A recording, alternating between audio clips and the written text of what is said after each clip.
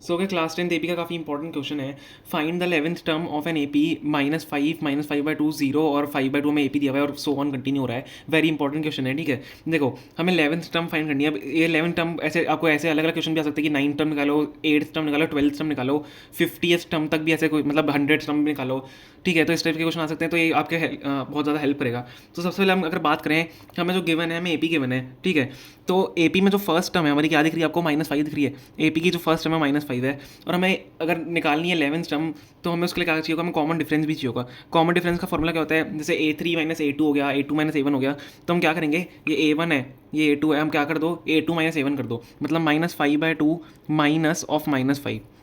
तो यहाँ से हमारा कॉमन डिफरेंस निकल जाएगा। तो जब कॉमन डिफरेंस निकालोगे, इसको क्या होगा, -5/2 +5 हो जाएगा, ठीक है, माइनस माइनस +5 हो जाएगा। तो -5/2 +5 कितना होता है, 5/2 के बराबर ही होता है, ठीक है। 5/2 के बराबर ही होता है। तो हमने क्या किया, ये कॉमन डिफरेंस निकाल लिया, डी हमारा कितना आ गया, 5/2 आ गया। डी हमारे पास 5/2 आ गया और ए की वैल्यू हमारे पास -5 है। मेनली अब आपको एक फॉर्मूला लिखना होता है, फॉर्मूले के भी मार्क्स होते हैं एग्जाम में, ध्यान रखना। फॉर्मूला हमारा क्या है, हमें 11th टर्म निकालनी है, तो an = a + n-1 डी वाला हम फॉर्मूला यूज़ करेंगे। हमारे पास a है, हमारे पास d है, ठीक है। हमारे पास an मतलब हमें A11 निकालना है, ठीक है। 11th टर्म हमें निकालनी पड़ेगी, तो हम वो हमें निकालनी है, ठीक है। तो a की जगह n की जगह क्या डालेंगे, 11 डालेंगे, क्योंकि हमें A11 निकालना है, 11th टर्म निकालनी है।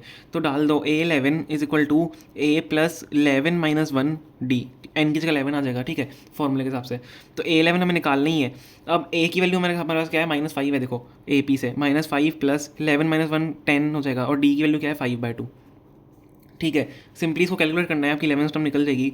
-5 ये भी कट जाएगा, 5 से कट जाएगा, 5 5 25, -5 + 25, तो -5 + 25 कितना हो जाएगा आपका, 20। तो A11 जो होगी आपकी, जो 11th टर्म होगी इस AP की, वो 20th टर्म होगी, ठीक है। इस AP की टर्म 11th टर्म आपकी 20th टर्म होगी।